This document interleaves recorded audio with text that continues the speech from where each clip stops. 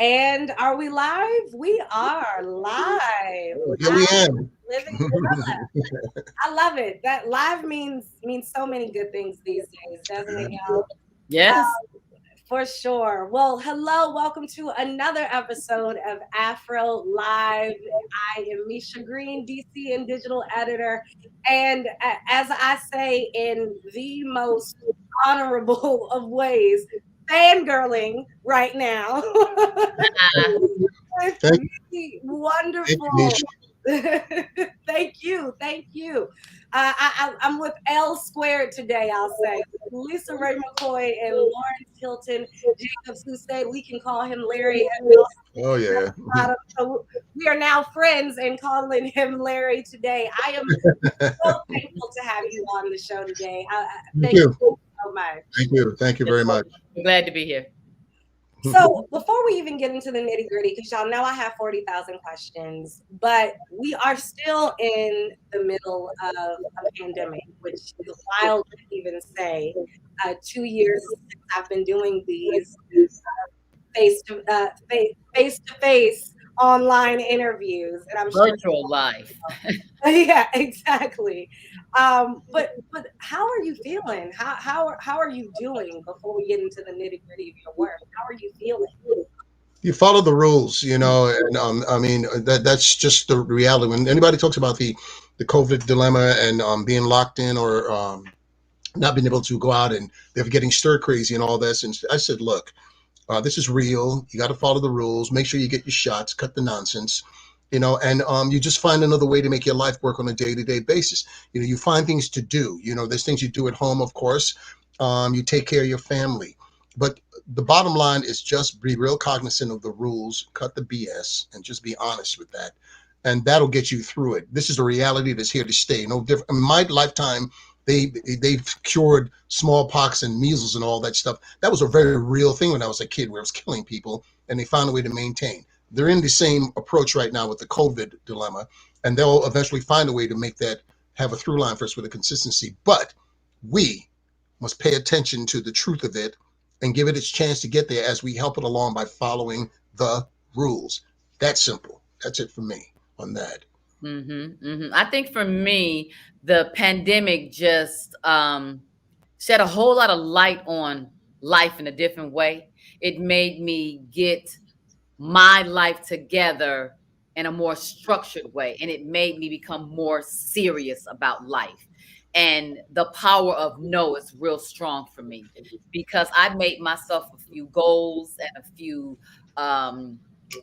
resolutions, if you will, that made me say, yeah, I don't want to accept this and I want to change this and I want to work on this. And you get a chance to do that, and opportunity to spread that. It made me do that. And it made me look at life differently because I'm a proud grandmother. And that baby that came made me say, oh my God, you need to know who I am. I'm working for legacy now. I need multiple income streams now. I want to do other things now. And so I started praying differently. I started manifesting differently and thinking and pulling in a different energy because the power of no is strong. I was just saying about an hour ago is that I said, I don't want to work on anything that I'm not happy at. I want to be happy with the crew. I want to be happy with the cast. I want to be happy with the body of work. I want to be happy at how they treat me. And I want to be happy with my money. I want to be happy with my workload because I deserve to be happy. So for me, it made me realize that the nation is being crippled and that we are less hopeful than we've ever been because now things have been revealed to us like racism and mental illness and just scantily social media content that is taking over our world and being an example and teaching our kids. Well, it's made us totally step back and go, what the hell is going on? And how can I be of service and of help and use my platform? It made me rise to the occasion and want to work for at a different level. You know what I mean? It gave me more to have to be able to press forward for and to stand for, because it made me pay attention to the people that were there before us. Because I often say, if we didn't have Reverend Al Sharpton, Tavis Smiley, and a couple of other people out there to be our voice and civil rights leaders, Who's next? Who are they? What do they look like? How are they going to speak on our behalf? I just saw a campaign this other day, and I'm not rambling. Trust and believe. I saw a campaign the other day that a senator from, I want to say maybe New Orleans, his campaign was him smoking a blunt in the campaign. Now, yes, we know that marijuana is legal now. I'm not so sure that I want to let all my kids out there know that, you know what? Go ahead and get high. It's all right. Because you got to have the other narrative to support that too, though. You know what I mean? So now we're in a world where social media is running us. It's like you got to take a different stance. And what I'm saying is that I've taken a different stance on my life, taking the reins and control of my life. I'm having a ball doing it. I'm booked, busy, and blessed. And I am so incredibly thankful. That's where I'm at. Right on, baby. Come on, somebody. I didn't know that these actors who I'm looking up to are going to be preaching to me today, too. And man, we're deep people, man. You know, we got a lot of life that we've lived. We got a lot of reason to us. You know, I've known Lisa a long time, LISARAYE, a long time, and she's no joke. You know, and what she's coming from is just simple truth. It's sometimes I think people, you know, because she's a very attractive, pretty lady, so they see that, but there's a punch behind her, man, that ain't is real, and it ain't no joke. And that's what I like about her, and that's why we get along, because I'm the same. You know, I'm not as pretty as her, but you know, because I don't wear white. But you know, I'm gonna work on it. But we're all cool, man. It's just a great journey. Yeah. Well, you know, speaking of journey, congratulations on season 4 of A House Divided. Thank Oh my gosh, just you all are putting in such work. And I told y'all, and the Afro folks know who are tuning in, they know I geek out when I interview actors. But you know, just after it's talking for a second, y'all are putting in some serious work on that set and in front of that camera and these people and bringing these people to life. I mean, y'all, what they're doing, excuse my dogs, what they're doing is not easy every single day. Look, they ready to go. Real life interview. That's what it is. Look, it's live. It's live in living color.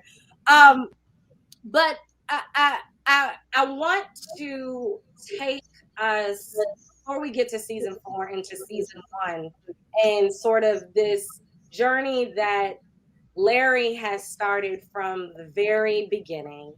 And we learned so much throughout all 3 to now 4 seasons that you're carrying with you in season 1. And a lot of people don't know. I'm pretty sure you didn't know everything that was developed when you got that script in season 1, correct? That would come out in children, etc.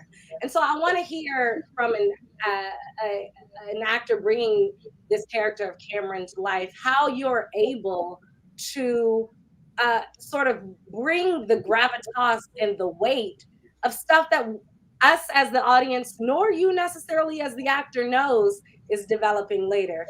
I can tell you from me how it works. You know, every part of life is growth, and things take time. If you plant a seed to grow a tree, you know, you must allow it to grow. You must cultivate it, and that takes time to accept and also to you know, understand. So that is the growth of the character of playing Cameron Sanders. But I use the moniker or the tag when I did the Jacksons movie and I played Joe Jackson. You know, the way that a lot of people were thinking that he was just mean and he was tough all the time. And I said, no, he raised 9 children. There had to be reasons. So in every scene that I would write over the different years of playing the character, I wrote a line to tell me why I love my kids, why they were important to me. The same approach in my mind is for playing Cameron Sanders, is that as you go along, there's reasons that he acts in a certain manner as we develop the show and go on. A lot of the things that they bring to me writing wise, I don't know it until I see it, but I understand as a character, I have to have that cultivated growth. Mm-hmm. So on purpose, you know, I've been playing him, letting a little more venom come out, a little more toughness, letting the emotion happen, not being afraid to show it, because this is life. I'm certainly, as a man, I'm not afraid to cry. I don't think it's any less of my manhood. It's my truth, you know, but to play that, but at the same time, be full of love. In the case of myself playing with LISARAYE and the character, you know, that's a true love for me that is like been rediscovered in this turmoil of time with this growth. So that's the growth of how to play it for me, and how to let it happen as we go along. So the discovery for me, as well as for the audience, is exciting and interesting. That's my approach. That's how I feel it. Yeah. And play it. Thank you for that. And LiSARAYE, you come in later into A House Divided, but with a story that goes back 30, 40 years, you know. And I know as an actor how difficult that is. First of all, coming into a cast that has built a family and done their own thing over a period of time. But two, you know, as Larry was saying, in the same way, you have to have this crazy backstory that you have been working on before that camera ever turns on. Can you tell the people a little bit how you bring that to life, and come and show as if, you know, you've been communicating with this family and holding these secrets in for years? Absolutely. You know, first it starts on paper. You know, our creative producer and our writer, Dan Garcia, he's done an incredible job at pinpointing these characters to keep the audience invested in what we do season after season. And so when I read the script for first season, it was a cameo role. I was to pop in and pop out. But our chemistry between myself and Lawrence, it was dynamic enough for them to say they wanted more, you know, and the audience wanted more. And so that's who we appeal to. The audience dictates it, really. You know what I mean? We're only as good as if they're watching, and they have been watching. We are Emmy nominated. And so as I was written in more and more and more, then you get to fourth season where now this shit is all hitting the fan. You know what I mean? And that we got all kind of twists, turns, and drama, and we are thoroughly entertaining you all. But as Lawrence said, we get the script and we look at it and go, oh, okay, this is what we're doing. You know what I mean? But you know, a little part of us has to be excited to play these kind of characters, because ain't nobody running around, you know, with no guns and shooting and killing and all of that and fighting for their family like what we doing in this show. You know what I mean? Now, mental health, mental illness is real, and folks is taking the guns to, you know, their head. But we are doing it with a twist and turn in a fictitious way of entertaining. And I like the character because she's from Chicago. She's had her own personal struggle. She's been a single parent. She has the love child of Cameron, played by Lawrence. And her sister is now dead, which is his wife. So I came into the scandal. I came into being scandalous, you know, and it was just like, I'm sleeping with my sister's husband. Like, I had okay. It's done so classy, y'all, though. It really is, you know, it's so. I remember watching season 3, and when you all, and I'm sorry for spoilers, this is a spoiler, y'all, conversation, but when you all are laying on the couch, and I'm like, you're not really supposed, you know, be loving LiSARAYE's character because it's shady. But as Lawrence kisses you and hand and that moment, I'm like, they are acting their faces because I love them, and this love is so real. And, you know, can I say something to that? You know, when you look at like the old gangster movies, Bogart and Cagney, those people, and Edward G. Robinson, they played these despicable people, but there was a like. You know, if you look at The Godfather's a great movie, but they were stone cold, treacherous killers. That's it. That's not us. But the point I'm saying is that because it happens to be Lisa Raye-McCoy, who I like and get along with and known for a long time, when you have a certain natural rapport with somebody, there's a certain way that you touch them, a certain way that you look at them. We have a trust, and we're not afraid to go there. So I think for us, and I think we're being a little smart about it, is we're letting ourselves grow and develop easily, and the audience is coming with us on it, and they're believing it because we're bringing the truth and stuff like that. And I'm not married to LiSARAYE until maybe next year. I don't know, but this year, you know, we cool. But we just have a natural easiness with each other, and we know, like when we just do the scenes, a lot of times when it's written that we're just sitting down on a counter, we decide to lay on each other, you know, or touch each other a certain way. Or we were doing a scene where I was happened to be directing Lisa in the last season, and she just decided to kiss me on the cheek. She just felt that, but it was a sweet moment in the moment, you know. And I was like, wow, you know, that's a trust and she might like me a little bit. Lisa, do you like me, I darling? like you just a lot bit. You know what I'm saying? I'm a fan, first of all. So of course, when I found out who was the lead actor in this, it was like, what? I get to play opposite him. That's good for my work reel. You know what I mean? I'm gonna keep it real. Absolutely. You know what I mean? I thought he was gonna take me on prom right back when he used to do uh, Welcome Back Carter. I was just like, oh, I was like, I wasn't old enough yet, but I knew I was gonna go to school and go to somebody's prom, and I felt like he was gonna be able to take me, you know. There's respect there that I have for him. His longevity speaks for himself. He is a director, so he has a different eye. And so with him acting and having both, I get to be in a scene with him. And this naturalism that he pulls out of me, he's right. I have to trust. You know what I mean? And so you always want to be on a set in which you feel like you're learning as well. You know what I mean? I don't ever want to get to the point where I feel like I know everything. Come on, it's time. I'm here. I'm ready. Let's go. That I don't ever want to get to that point. I want to be able to get to the point where we all are family, like we are. We're all working together. We respect the team because we know what teamwork makes the dream work. And evidently, it's working because we are Emmy nominated. It's working in a major way. That Emmy nomination is, I think, just an exclamation point to the work that y'all know is really impactful, empowering, Yeah. and I think, even with all its plot twists and slight violence and slight scandal, this is a black family, wealthy black family, living their lives, and I think very honestly and beautifully. I know we have to wrap, and I want to ask this last question because it's great setting and it's burning.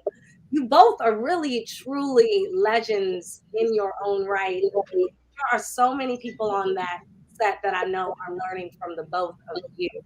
And this world is a little different. I know y'all are filming and have masks on in between takes, etc.